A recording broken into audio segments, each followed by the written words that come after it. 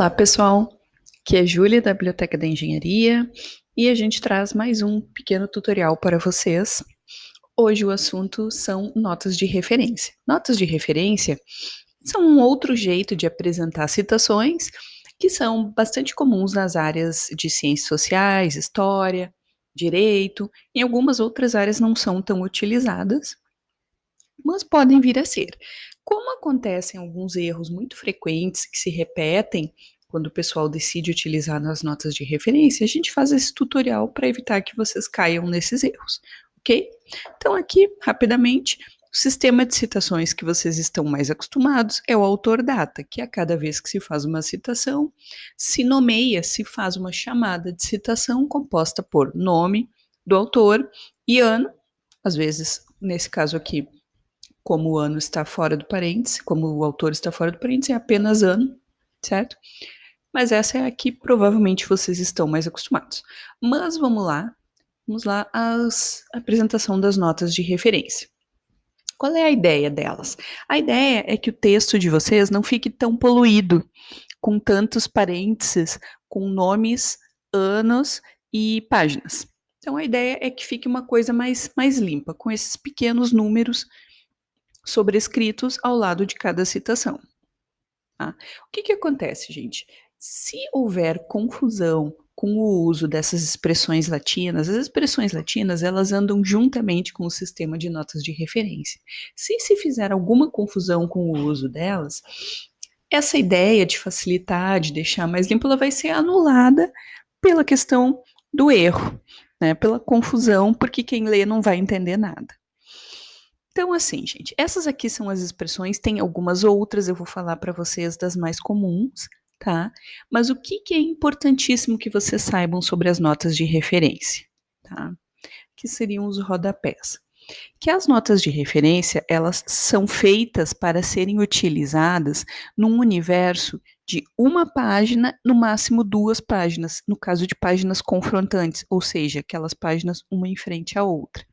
Se vocês forem mais adiante no texto e quiserem utilizar alguma dessas expressões aqui, já não dá, a gente já tem que fazer uma outra ação, certo? Então, guardem isso, notas de referências, o universo delas é uma, no máximo 2 páginas. Então, vamos dar aqui uma olhadinha, imaginando sempre que isso aqui, essa coluna à direita, é o rodapé de vocês, tá? Aqui em cima seria o texto e aqui são os rodapés, certo? Primeira coisa, pessoal, a primeira vez que vocês citam um autor e vocês vão colocar no rodapé a referência, ela precisa ser completa, como está aqui, ó. Como vocês conhecem já, sobrenome, título, edição, se for o caso, dados de publicação, ok? Tem que aparecer assim, tá?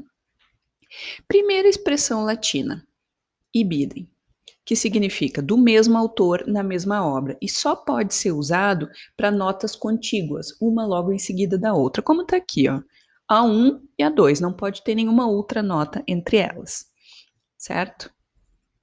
Então, aqui, em vez da gente novamente escrever os dados do lei, a gente utiliza a expressão ibidem, que é do mesmo autor e na mesma obra, e especifica qual é a página, tá?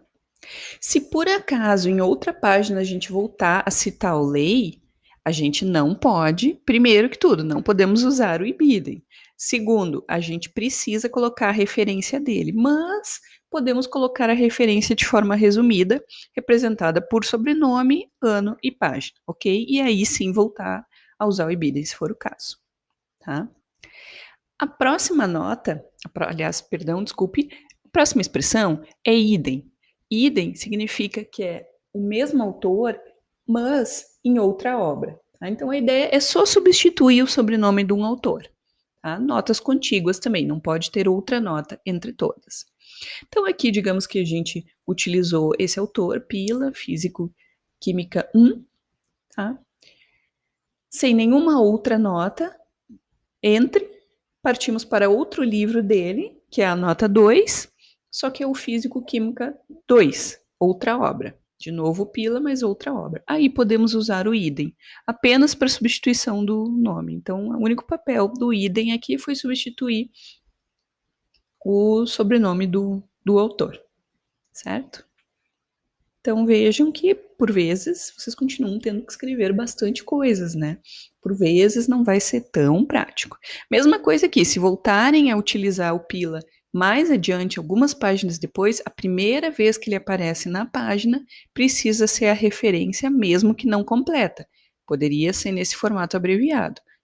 Sobrenome, ano e a página, logicamente, certo?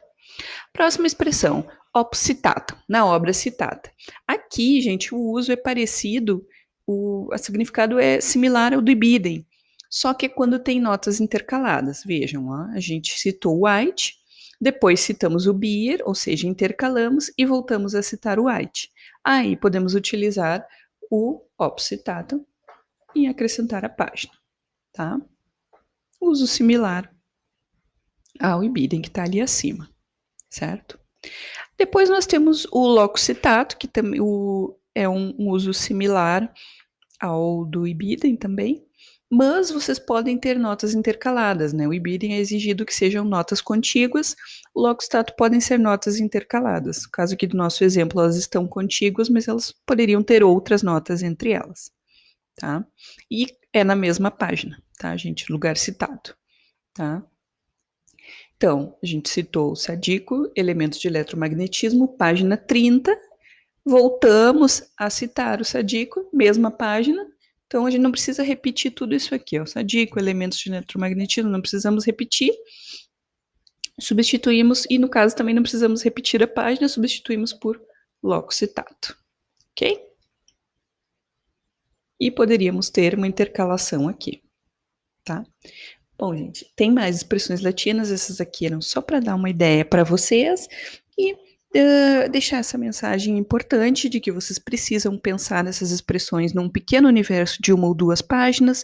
Quando forem mais adiante, precisam repetir a referência, para daí então usar uma expressão latina, tá? E nos colocar à disposição de vocês para tirar dúvidas sobre esse assunto, né? A gente não consegue esgotar ele num tutorial. E agradecemos a audiência de vocês. Tchau.